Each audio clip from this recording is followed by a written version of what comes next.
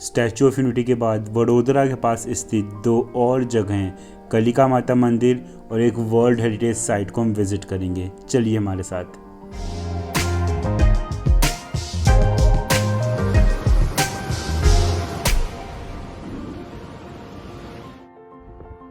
As usual we are again late.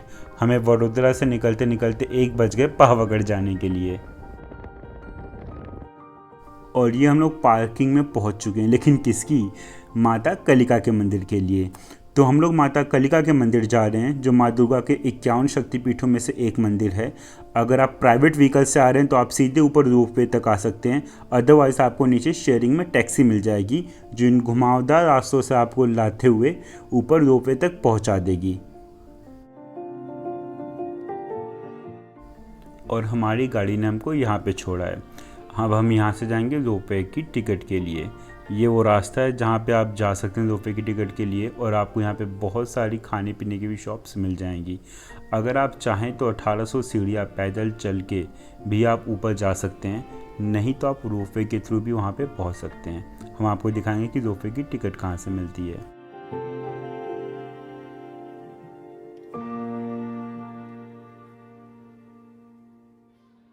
और अब हम लोग पहुंच चुके हैं रोपवे के टिकट काउंटर पे। 150 रुपये टिकट की कॉस्ट होती है, जो कि आना जाना दोनों उसमें इंक्लूडेड होता है। आप चाहें तो जो जूनागढ़ में अंबा माता मंदिर है उसकी टिकट भी यहाँ से निकलवा सकते हैं।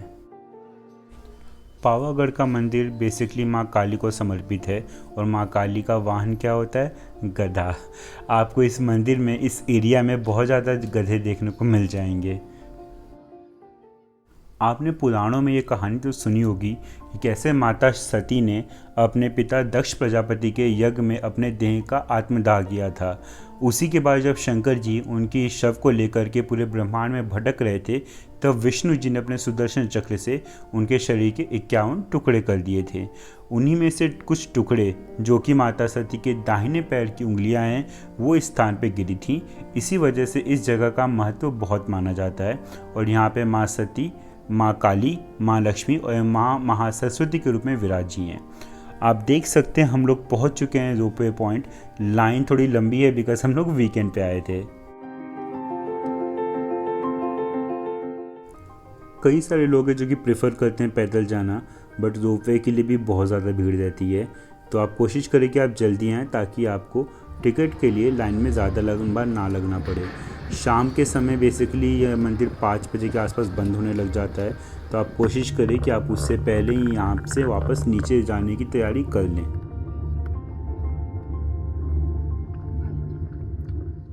जनवरी होने के बाद भी यहाँ पे कुछ ज़्यादा ठंड नहीं थी पहाड़ के ऊपर। आप चाहें तो नॉर्मल कपड़ों में यहाँ पे आ सकते हैं, पर हाँ, शाम को सुबह ठंड थोड़ी रहती है। आप कोशिश करें कि सुबह 8-9 बजे तक यहाँ पे आएँ। दिन के समय आप यहाँ पे दर्शन कर लें माता का, और आप दोपहर होने तक वापस नीचे जा सकते हैं। देख सकते हैं हम लोग पहुँचने वाले हैं ऊपर। आगे की चीज़ें मैं आपको दिखाता हूँ इसमें।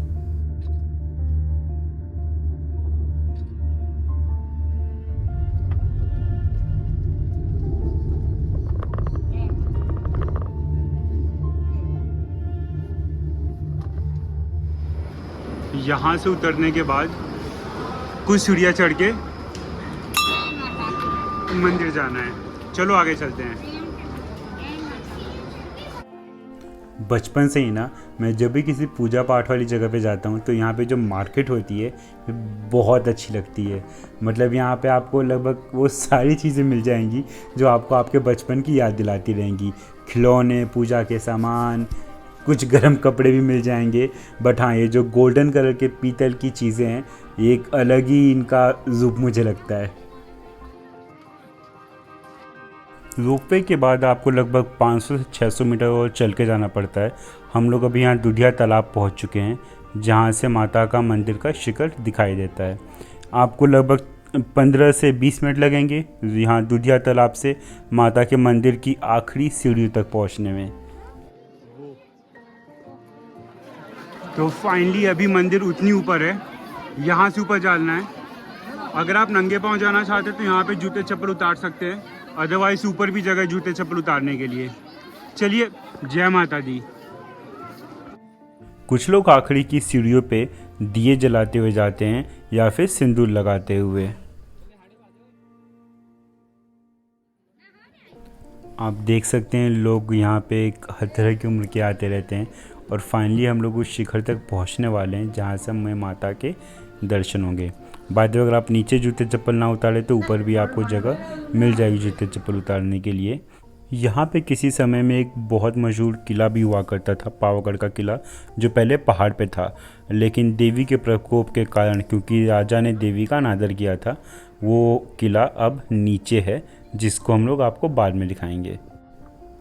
दूर वो जो घूम घूम के आने वाले रास्ते दिख रहे हैं, ये वही रास्ते हैं जिससे हमें हमारी कैब ऊपर तक लेकर के आई थी।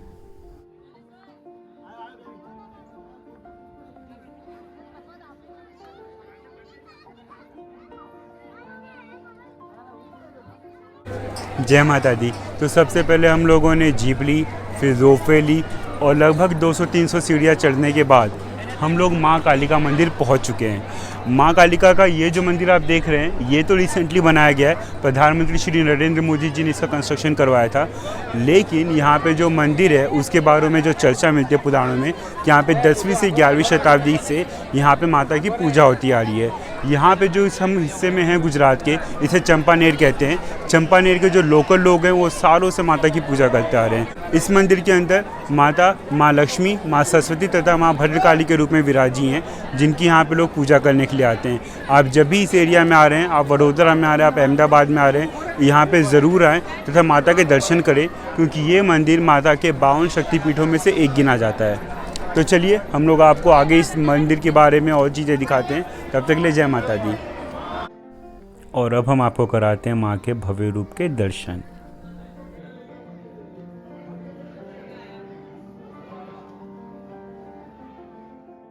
पावागढ़ में आपको भारत की गंगा जमुनी तहजीब का एक और एग्जाम्पल देखने को मिलेगा। मंदिर के पास ही मस्जिद है, एक छोटी सी पीर बाबा की मज़ार, और जो कि लोग मंदिर में माथा टेकते हैं, फिर यहाँ भी माथा टेकते हैं। मंदिर के बाद हमने खाई, ऑब्वियस सी बात है, गुजरात में तो jalebi, fafda, gathiya, dhokla, these are the famous foods. तो दर्शन और पेट पूजा होने के बाद हम लोग आ गए जामा मस्जिद में। तो जैसा कि आप लोग देख रहे हैं, हम लोग कलिका माता मंदिर के दर्शन करने के बाद इस आर्कोलॉजिकल साइट पे पहुँचे हैं। इसे कहते हैं जामा मस्जिद। ये चंपानेर की जामा मस्जिद है, जो ये पूरा नीचे आर्कोलॉजिकल साइट है जहाँ पे पहले महल थे।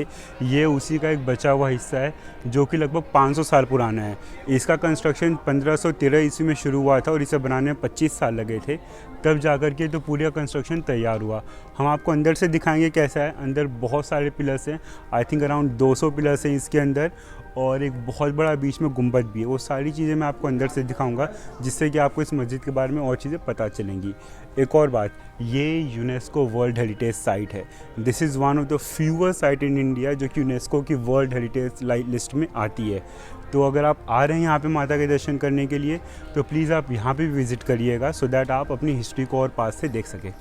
चलो अंदर चलते हैं, फिर मैं आपको आगे दिखाता हूँ।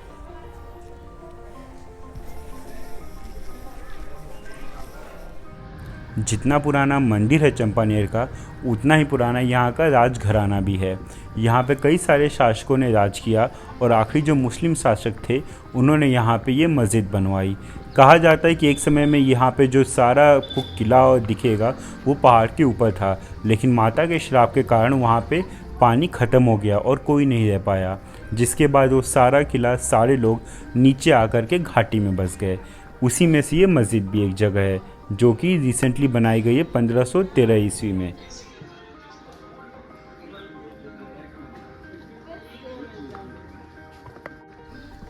As of today's date Bharat में लगभग 114 यूनेस्को वर्ल्ड हेरिटेज साइट हैं, and for me it is really proud कि मैं उनमें से एक और साइट को आज विज़िट कर रहा हूँ।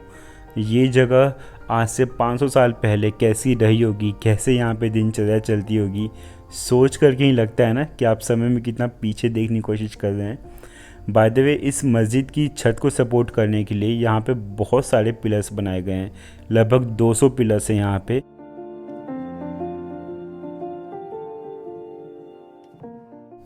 तो इस छत को और गुंबदों को संभालने के लिए इन 200 पिलर्स को लगाया गया है। शायद यही वजह है कि स्ट्रक्चर इतना मजबूत है, कितने टाइम से यहाँ पे टिका हुआ है। अब हम आपको इसका मेन गुंबद दिखाते हैं, जो कि सबसे विशाल है इस मस्जिद का। And look at it.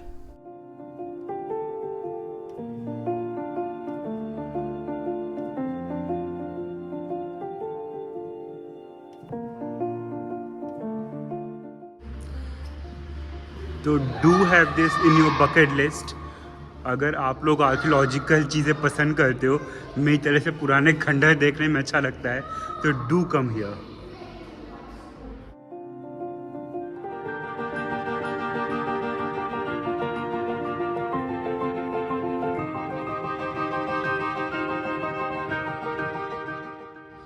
The architecture of this mosque is basically a mix of Muslim and Jain architecture।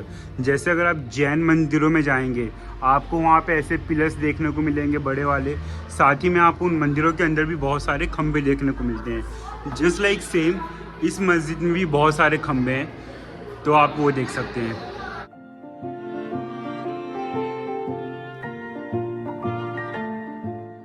जिस तरह से राजस्थान के जैसलमेर का किला है जिसके अंदर आज भी लोग रहते हैं, उसी तरह से पावागढ़ के इस किले बाउंड्री के अंदर भी आज कई सारे लोग रहते हैं। किन्हीं के पुराने घर टूट चुके हैं तो उन्होंने नए बनाए, या फिर कुछ लोग हैं जो कि अभी भी उन पुराने घरों में रहते हैं। अगर आप दिन के समय आए, हम लोग तो लेट हो गए, बट अगर आप दिन के समय आए तो आप इस जगह को भी अच्छे से देख सकते हैं।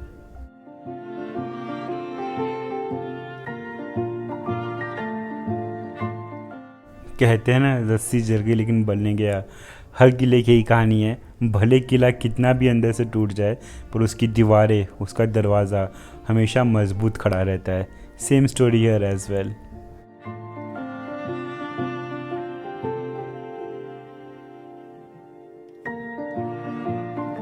हमें लगा था हम टाइम से वापस आ जाएंगे तो हम आपको वडोदरा के कीर्ति मंदिर में भी ले जाएंगे, पर हाँ, हम लोग लेट हो रहे, मंदिर अब बंद हो चुका है। बेसिकली वडोदरा के जितने भी राजघराने के लोग हैं, जब उनकी मृत्यु होती है तो उनके शव को यहाँ पे दफनाया जाता है। यही है कीर्ति मंदिर। हमारा चैनल अभी भी नया है and I am still learning, तो आपको वीडियो कैसी लगी please do share your feedback in comment. और आप इस वीडियो को प्लीज़ लाइक करें, शेयर करें और लोगों के साथ, सो दैट उन्हें भी पता चले कि वडोदरा के पास कौन कौन सी जगहें देखने के लिए। Now let's go to the dinner.